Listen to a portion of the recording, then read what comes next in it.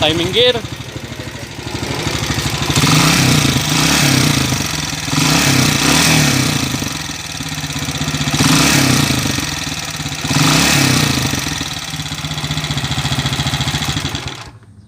Okay. Overhaul bossing, convert natin 175cc yung kanyang cylinder block, may dala na si bossing from Balongaw, Pangasinan. Yun, may kasama pang lining na original. May timing gear na rin pala si bossing, 3132. Pwede kaya yan? Ay, 3334. 3132 yung ginagamit ko. Ay, kita kaya. Minsan kasi yung mga 3334 malagitik pa rin, maingay. Bili na lang tayo.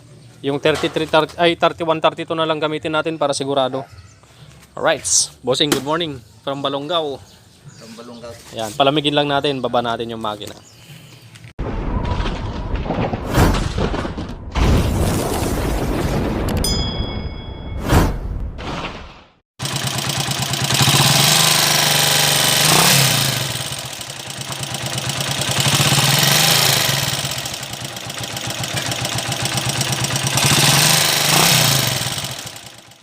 A few moments later.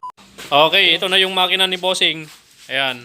So, ito na. Nalinis na yung makina niya. Tapos pinaluwang na rin natin yung bandang left side crankshell. Ayan o. Okay na. Tapos, testing muna natin yung cylinder block dito. Testing muna natin. Tapos check natin yung top dead center. Tsaka yung piston. Kung tatama dito sa sigunyal o hindi. At syempre palit na rin tayo ng spring kick pala. Spring kick na original. Dahil putol na yung spring kick ni bossing. Langisan mo pare, tapos salpak mo yung kan. Nalangisan mo yan? Meron din sa Okay, salpak mo. Check natin. Finish na makintab din. Okay, so yan na mga kabro. Nabubuloy tayo ah. So testing natin yung top dead center na ba yan? Ayan. Sakto lang.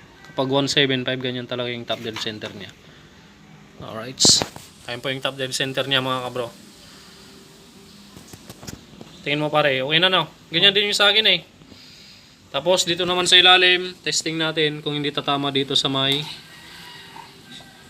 crankshaft yung piston.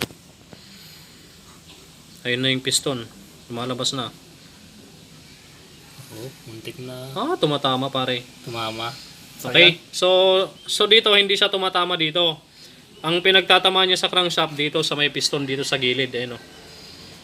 Yan, yan. So magbabawas pa tayo diyan sa piston. Okay? So ayan yung mga chine-check natin pag nagko-convert tayo para hindi doble-doble trabaho. Baklas ulit pare. Ay, namatap. Yan. Baklas ulit. Bawasan natin yung ilalim ng piston dito banda. Alright, dito natin babawasan yan mamaya. Okay. One eternity later.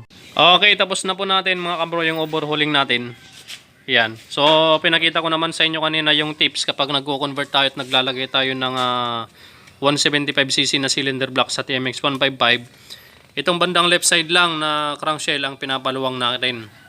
Okay, tapos yung sa may piston naman, tatama siya dun sa may crankshaft, sa may sigunyal. Kaya tatabasan din natin yung side na yon. Alright, yan na po. Stock cylinder head lang yung kinabit ni bossing. Yan muna daw ang gagamitin niya dahil nag-order siya ng pang CG200 na cylinder head. You know, big valve. Pandarin na natin pagkatapos ni Brother Lito ilagay yung carbs. Ano, Brother Lito? Opo. Opo. Maingay yan. Ha? Maingay pag pinandar. Maingay? Oo. Nako. Walang tambut yun. Wala pang tambutso. Ayun o, wala pang tambutso pala. Okay? A few moments later. Okay, test drive na natin to. Nandito na tayo. So, pag pinandar natin to, medyo malagitik pa to. Dahil temporary pa lang yung valve clearance yan. So, start muna natin. Re-readjust pa natin to mamaya. Yan. 175cc conversion. Ayun o.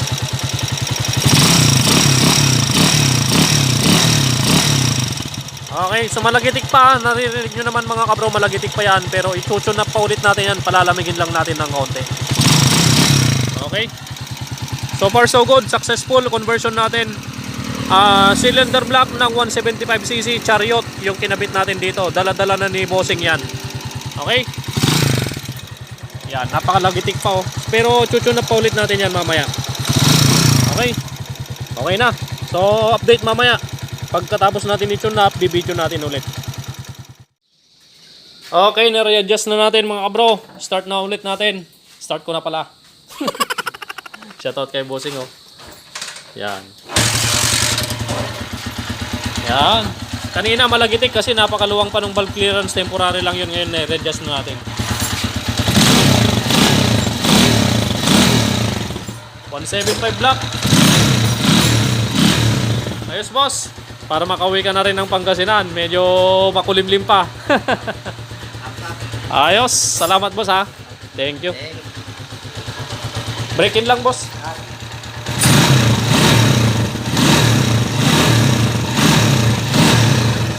Alright. See you again next video bossing. Maraming salamat. God bless. Yan.